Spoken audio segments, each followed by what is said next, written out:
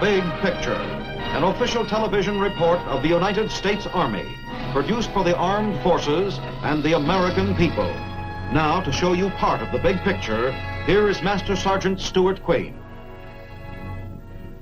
Since the beginning of time, man has been devising weapons of destruction. Each new weapon appeared to be the end of the foot soldier. Yet the foot soldier, through the centuries, continued to be, as he is today, the backbone of every army. What about the latest of man's weapons of destruction?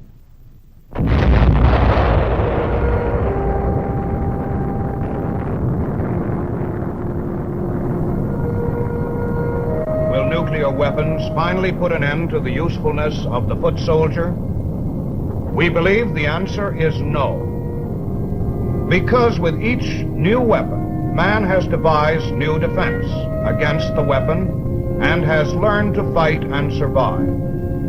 Let us look at some of the weapons of the past that have challenged the fighting man. There was the slingshot, employed by David against Goliath, and used as a weapon in the armies of Alexander the Great, who also developed the forerunner of modern artillery, the catapult and the ballista, weapons of intense destruction in their time. The major weapons of antiquity were the great spears of the Greek phalanx, the short sword and shield of the Roman legions, and the broadsword of the armored knights. The adoption of the armor-piercing crossbow about 1100 AD was supposed to have made war so horrible that no man would dare to use it, and war would become obsolete. Shortly afterward, the longbow developed by the British could shoot 20 aimed shots every minute at ranges up to 200 yards. The invention of gunpowder ushered in a new era in destructive weapons, which were cast for centuries in a variety of forms and styles. By the 19th century, rapid-fire weapons such as the Gatling gun entered the battlefield.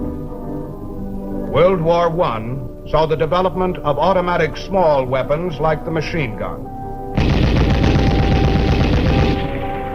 and the giant artillery piece, the tank, and the airplane. In World War II, these weapons became even more potent threats to the foot soldier.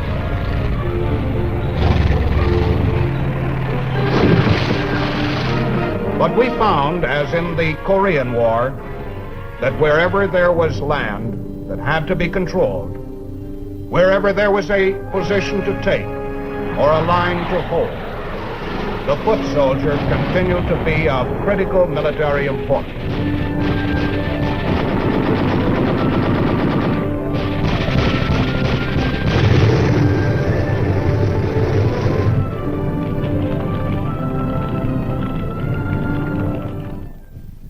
The battleground of the future may well be a nuclear battleground. And the nuclear weapon is perhaps the greatest challenge to the foot soldier in military history. The United States Army believes it is a challenge that can be met, and that today's soldier has a chance of surviving this new weapon, just as the soldier of the past was able to survive the weapons of his day. Today on The Big Picture, we would like to show you a training film made by the Army to orient the soldier in methods for his individual protection against atomic attack. However, many of the methods employed are equally applicable to the citizens of our country in the event of an atomic attack. This is Hiroshima. We've learned a lot about the atomic bomb since this one was dropped. We don't have all the answers, but some lessons are very clear. The atomic weapon, though far more powerful than any killer previously devised, is not final and inescapable. Much can be done to minimize the effects. When the enemy uses this weapon, you who are the troops on the ground must be ready. You can and must continue to do your job.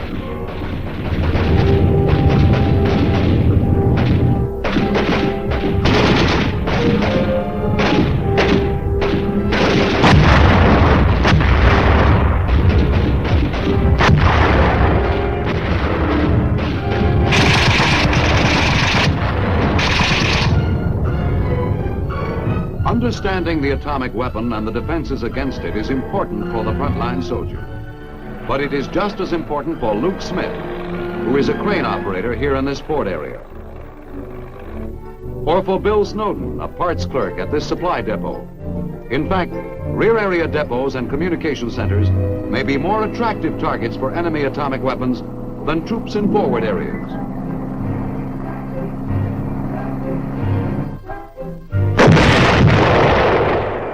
Atomic weapons resemble ordinary high explosive weapons in that both explosions are due to the rapid release of large amounts of energy in a small space.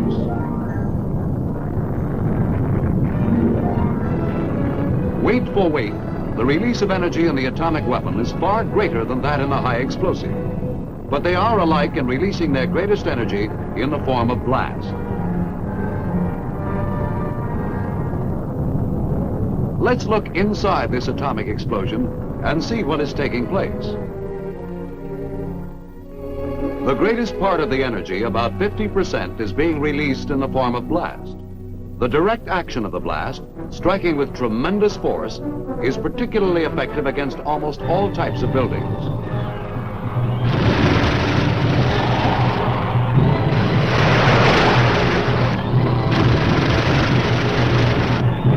Damage to military equipment like trucks and weapons comes mostly from being dragged or rolled over the ground.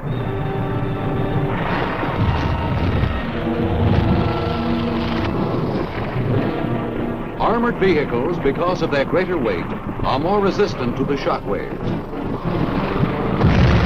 Human beings also are very resistant to direct effects of the blast. It takes a far greater shock to injure you than to knock down these buildings. Most casualties from the blast are caused by its indirect effects. Men get hurt by flying bricks, limbs of trees, rocks, or by buildings falling in on them.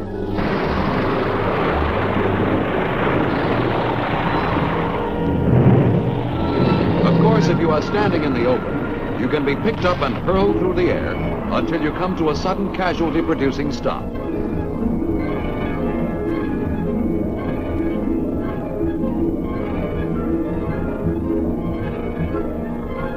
We said that about 50% of the energy is released as blast. At the same time, over 30% is being discharged as heat. The duration of this flash heat wave depends on the particular weapon used, but in any case, it lasts a very short time.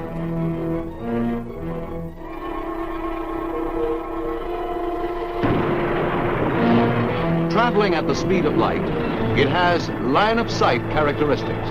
That is, if you are directly shielded from the rays, they cannot burn you. Anything that casts a shadow will offer some protection. Smoke and fog also cut down heat. Of course, if you are in the open, in clear weather, you may be a casualty from heat radiation. Flash burns are common after an atomic burst. But remember, the heat radiation from an atomic explosion is no different from any other heat. The burns are the same as any other burns. Simultaneously with the blast and heat, the explosion releases a small amount of its energy, only about 15%, as nuclear radiation. Except for the size of the explosion, this is the only difference between the atomic weapon and the ordinary high explosive.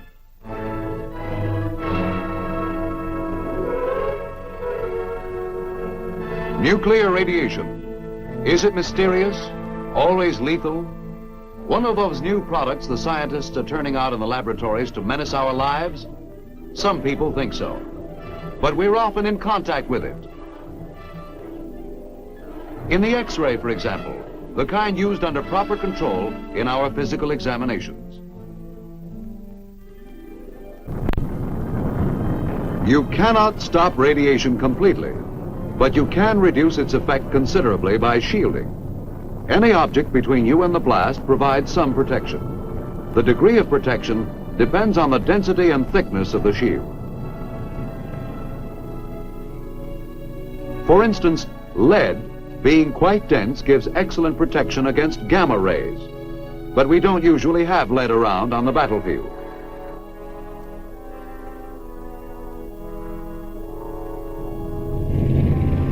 Steel, however, is a very good substitute.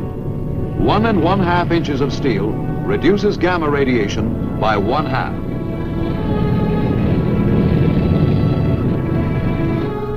Concrete also provides a considerable amount of shielding. So do wood and earth. By adding to the thickness of each substance, we can further reduce the radiation.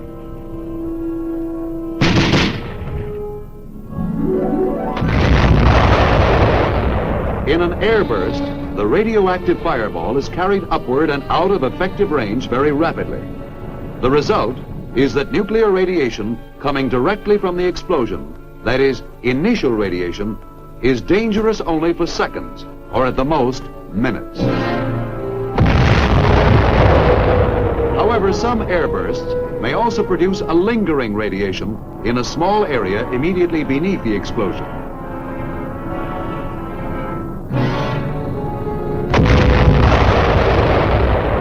Surface blasts, and those underground, also will produce this lingering or residual radiation, which contaminates the area for a considerable period of time. This occurs because explosions at ground level or below it suck up great amounts of dirt and rock into the mushroom cloud, where radioactive particles adhere to them. Much of the material falls back to Earth in the general vicinity of the blast, leaving the area highly contaminated. But many fine particles of the dust will drift away with the wind, and as fallout, eventually contaminate a much wider area.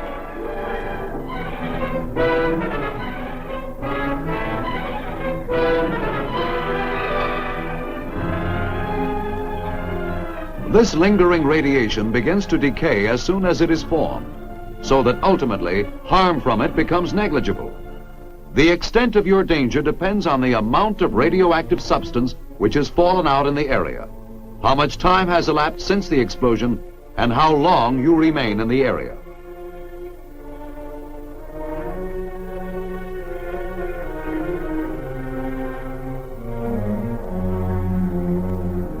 We've seen the principal effects of the atomic explosion: blast, heat, and nuclear radiation.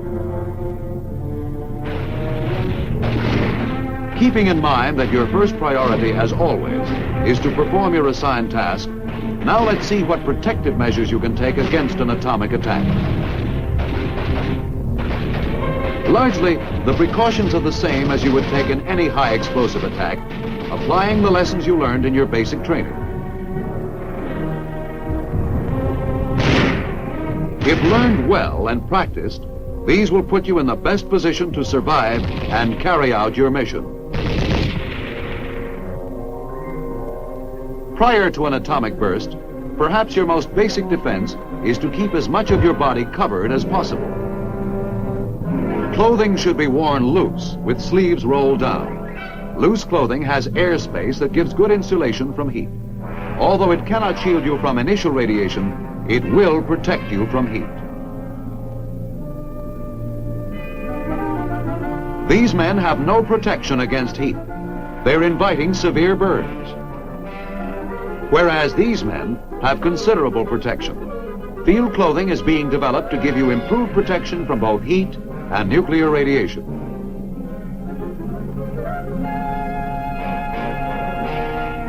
Protective salves are being developed to cover exposed skin. By all means, dig in. Whenever the situation will allow, dig yourself a foxhole, and as time permits, improve it. For best protection, cover it with good substantial timber and earth. Keep the silhouette low for camouflage purposes. You recall that earth provides good shielding from nuclear radiation. The thicker the earth shield, the better. For atomic defense, you need a deeper hole than usual. Have a minimum of 3 feet between ground level and the top of your body in crouching position. The sides may crumble, but this foxhole will give you very good protection against flying missiles, heat, and radiation.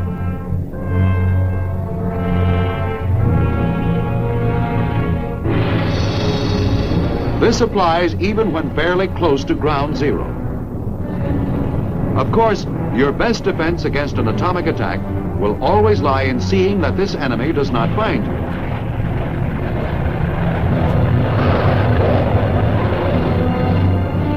Effective counterintelligence, including camouflage, is most important in denying the enemy target information about your area. One man's indiscretion, when captured, can give the enemy just the needed clue.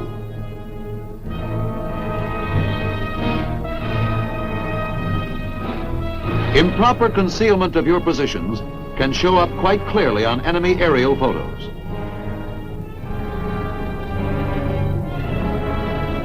Poor light discipline at night. All these mistakes help the enemy complete his intelligence picture and locate you and your unit as lucrative targets. But almost as important as avoiding attack is to have forewarning when one is coming. How quickly we complete our intelligence picture of the enemy and what he is up to depends on you. Your proper handling of prisoners of war, your prompt reporting of all captured documents,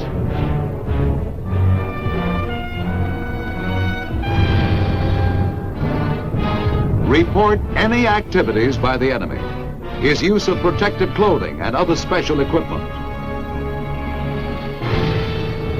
his voluntary withdrawal along any portion of the battle line. Such may indicate your own front as an atomic target.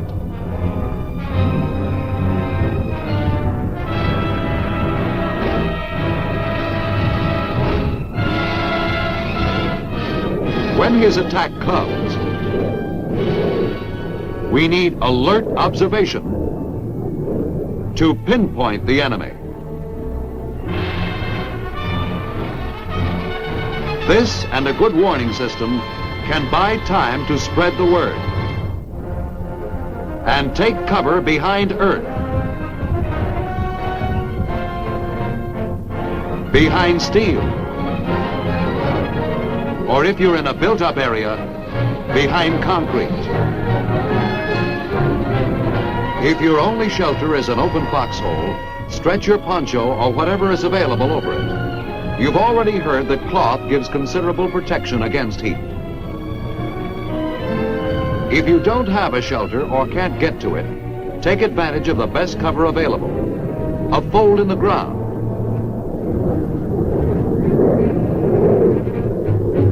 or a ditch.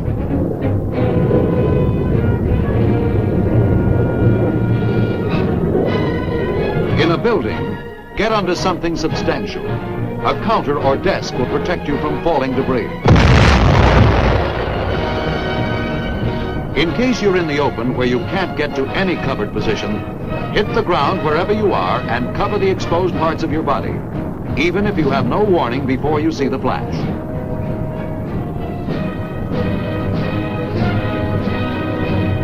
True, heat travels at the speed of light. Its effect is instantaneous. However, with some weapons, it is of such duration that by immediate action, you can escape some of its effects. Cover your eyes. The flash has many times the intensity of sunlight and can blind you temporarily, from 5 to 15 minutes. At night, this blindness will last longer, and there is a chance of permanent injury to your eyes. The blast wave travels at about the speed of sound. Wait until it has passed before you get up.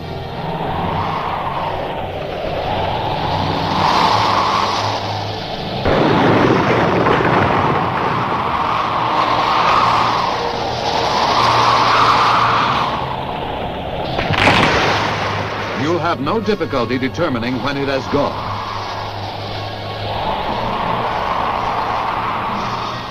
After the attack, your first action is to continue with your assigned mission.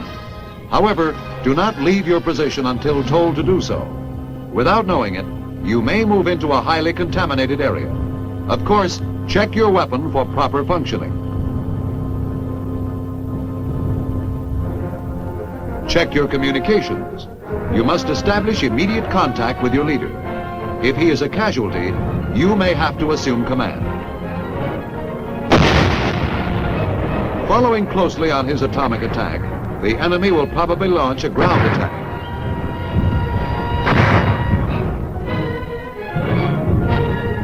You must be ready for action to prevent being wiped out by rifle or bayonet. In parts of the area, a great deal of dust and smoke will be lingering from the explosion. Where breathing is difficult, a handkerchief tied over your face will be helpful. Or a dust respirator. A protective mask might also be used. There may be numerous casualties from the atomic attack and not enough medical aid men to go around. Your standard first aid procedures promptly applied may save many lives.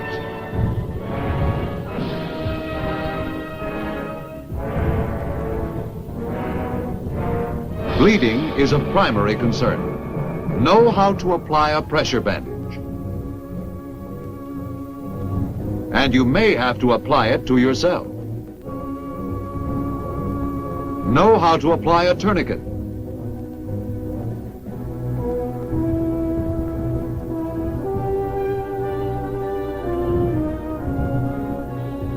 For splinting, use field expedients, a rifle stock or a stick.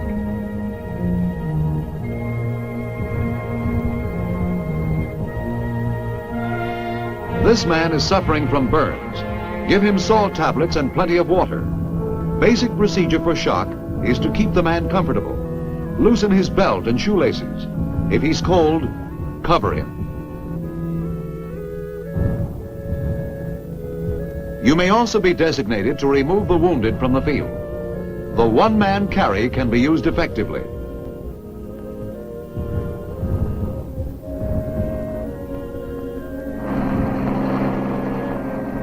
Emergency medical units moving in rapidly after the attack will soon take care of the overload of casualties.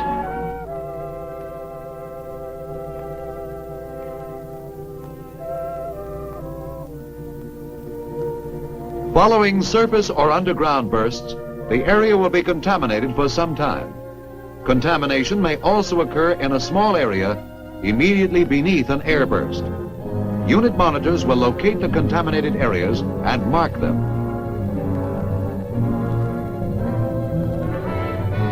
This is your atomic contamination marker. Black Y on a white triangle, front view. Rear view. You will be told when you can enter safely into such an area and for how long. Have faith in your leaders. They will ensure that you do not get more radiation than is absolutely necessary. When you are required to remain in a contaminated area, you can reduce exposure to lingering radiation by scraping paths between positions. Scrape down the sides of your foxhole.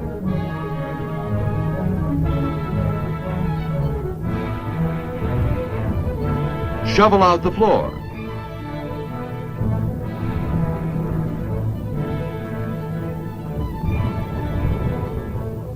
Your weapons and equipment may also be contaminated by radioactive fallout.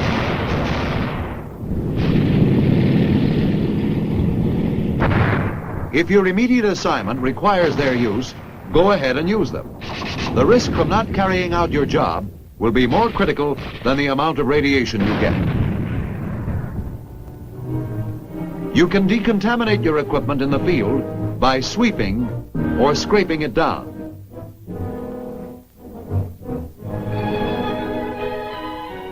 There is no danger that your canned food will be radioactive. Wash off the can before opening it. Soap and water, the best way to decontaminate yourself and your equipment. Be particularly careful to remove the dust from those parts of the body covered by hair and from under fingernails. Where necessary, decontamination units will be set up. Here you will be provided showers. You will be issued clean clothing. And you return to fight, not even a casualty. Miraculous? No. You survived because you understood the weapon, its effective blast, heat, and nuclear radiation. You knew and applied properly your protective measures, individual field fortifications, counterintelligence including concealment, camouflage to deny the enemy target information. You helped get information of the impending attack.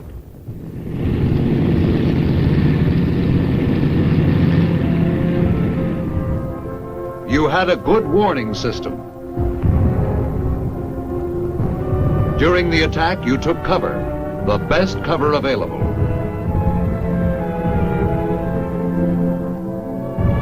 Even when caught in the open. Afterwards, your first aid saved lives.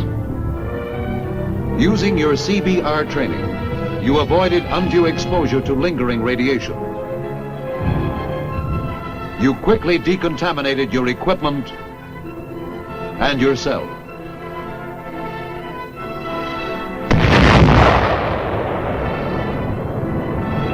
Yes, the atomic weapon is spectacular. It is potent, but it is not final or inescapable. It is another form of attack. As long as wars must be fought, soldiers are going to keep on fighting and living.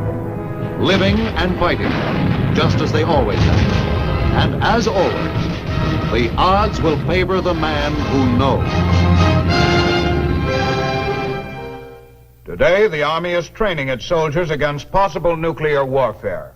As you have seen, part of this training is to familiarize as many soldiers as possible with actual atomic detonations, showing them the damage such weapons can inflict, and teaching them the most effective methods of defense against atomic attack.